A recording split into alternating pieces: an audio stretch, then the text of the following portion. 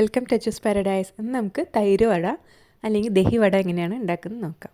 അതിനായിട്ട് ഉഴുന്ന് പരിപ്പ് ഒരു 5 മണിക്കൂർ കുതിർക്കാൻ ഇട്ടിട്ടുണ്ടായിരുന്നു.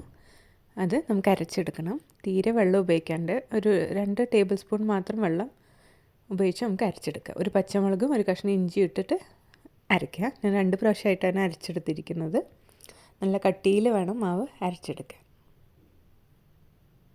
ഇപ്പം നമ്മുടെ മാവൊക്കെ റെഡിയാണ്. ഇനി നമുക്കിത് നന്നായി അടിച്ചെടുക്കണം.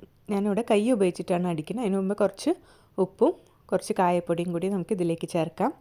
എന്നിട്ട് നന്നായി കൈ കൊണ്ട് അടിച്ചെടുക്കാം. എത്രത്തോളം അടിക്കുന്നോ അത്രത്തോളം നമ്മൾ സോഫ്റ്റായി കിട്ടും. നമുക്കിത് വറുത്തെടുക്കാം. എണ്ണ ചൂടായ ഇത് പൊങ്ങി വരുന്നതാണ്.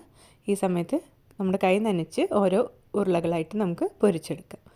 ചെറുതായിട്ടോ വലുതായിട്ടോ നമ്മുടെ ഇഷ്ടത്തിനനുസരിച്ച് നമുക്ക് പൊരിക്കാം. അപ്പം ഞാൻ ചെറുതായിട്ടാണ് ആദ്യം പൊരിച്ചെടുക്കുന്നത്. ഒരു ഗോൾഡൻ ബ്രൗൺ ആവണ വരെ നമുക്ക് ഫ്രൈ ചെയ്തെടുക്കാം. ഇപ്പം നമ്മുടെ ഉഴുന്നുവടയൊക്കെ ഒരുവിധം റെഡി ആയിട്ടുണ്ട്. നമുക്കിത് കോരിയെടുക്കാം. ഇതുപോലെ ബാക്കിയുള്ളത് നമുക്ക് പൊരിച്ചെടുക്കാം.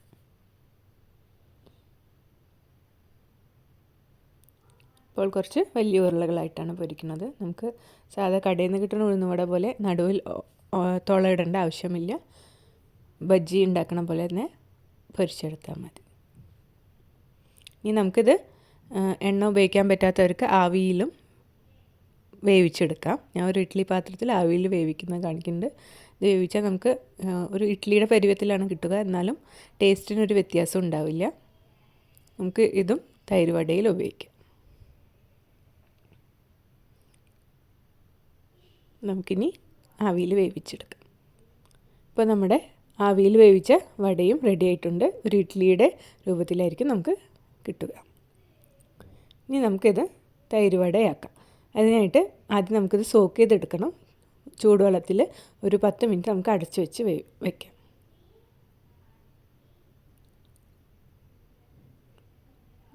നമുക്ക് തൈര് ബീറ്റ് ചെയ്തെടുക്കണം. അതിനായിട്ട് 2 കപ്പ് തൈരും 1 ടേബിൾ സ്പൂൺ പഞ്ചസാരയും ആവശ്യത്തിന് ഉപ്പും ചേർത്തിട്ട് നന്നായി ബീറ്റ് ചെയ്തെടുക്കാം. ഞാൻ വിസ്ക് ഉപയോഗിച്ചിട്ടാണ് ബീറ്റ് ചെയ്യുന്നത്. തീരെ കട്ട ഇല്ലാണ്ട് വേണം ബീറ്റ് ചെയ്യാൻ. കുറച്ച് വെള്ളം കൂടി ചേർക്കാം.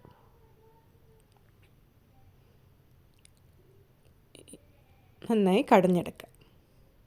ഈ ഒരു പരുവാകുമ്പോൾ നമ്മുടെ തൈര് റെഡിയാണ്. നമുക്കിത് അറേഞ്ച് ചെയ്യാം. അതിനായിട്ട് നമ്മൾ വെള്ളത്തിലിട്ട വട നന്നായി പിഴിഞ്ഞ് മാറ്റി വയ്ക്കാം. ഇനി മാറ്റി വെച്ച് വട നമുക്ക് ആവശ്യമുള്ളത് എടുത്തിട്ട് അതിലേക്ക് ആവശ്യത്തിന് തൈര് ഒഴിക്കാം. വട മുങ്ങണ അനുസരിച്ച് തൈര് ഒഴിച്ചാൽ അത്രയും സ്വാദ് കൂടും. തൈര് ഒഴിച്ചതിന് ശേഷം നമുക്കിതിൽ കുറച്ച് മുളക് പൊടി തൂക്കി കൊടുക്കാം. അതുപോലെ കുറച്ച് ചാട്ട് മസാലയും കുറച്ച് ജീരകപ്പൊടിയും കൂടി നമുക്കിതിൽ തൂക്കി കൊടുക്കാം.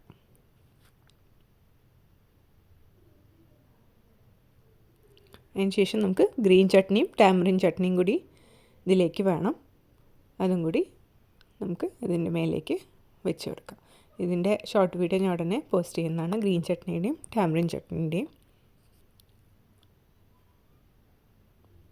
അപ്പോൾ നമ്മുടെ തൈര് വട ഏകദേശം റെഡി ആയിട്ടുണ്ട്. എല്ലാവരും ട്രൈ ചെയ്ത് നോക്കണം. നല്ല അടിപൊളി ടേസ്റ്റാണ്. മറക്കാണ്ട് ട്രൈ ചെയ്യും. Thank you.